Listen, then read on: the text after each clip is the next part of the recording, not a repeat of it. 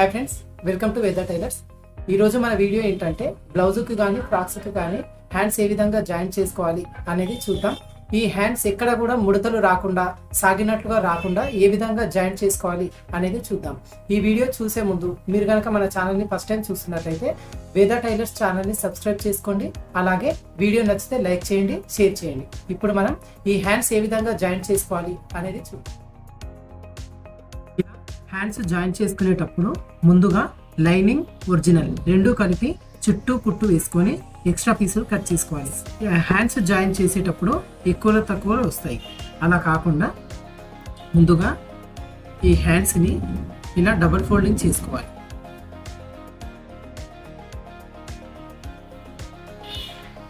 ఇలా రెండు హ్యాండ్స్ని ఇలా డబుల్ ఫోల్డింగ్ చేసుకొని ఒకసారి చెక్ చేసుకోవాలి. ఈ చివర్లో ఎక్కువ తక్కువ ఏదైనా వచ్చాయని ఒకసారి చెక్ చేసుకోవాలి.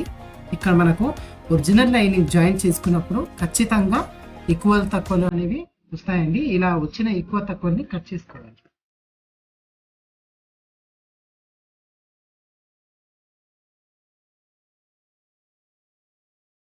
ఈ విధంగా ఈ రెండు హ్యాండ్స్ ఈ చివర్లను హెచ్చు తగ్గులు తీసేసుకున్న తర్వాత ఇప్పుడు ఈ హ్యాండ్స్ని బ్లౌజ్కి స్టిచ్ చేసుకోవాలి.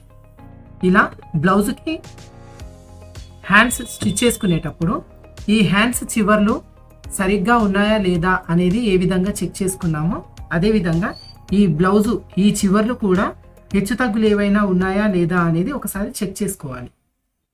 ఇలా చెక్ చేసుకునేటప్పుడు ఈ విధంగా చివర్లని ఇలా సమానంగా ఉంచుకొని ఏదైనా ఎక్కువ తక్కువలు ఉంటే దీన్ని కట్ చేసుకోవాలి.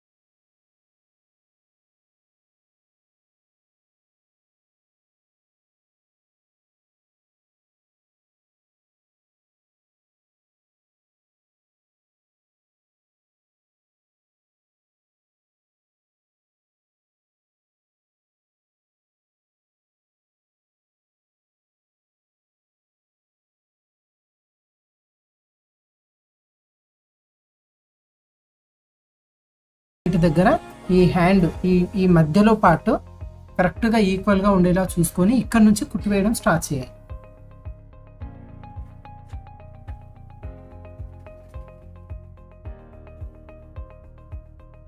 ఈ విధంగా కుట్టు వేసుకునేటప్పుడు ఒక 1/2 ఇంచ్ ఖర్చు ఉండేలా ఈ కుట్టు వేసుకోవాలి.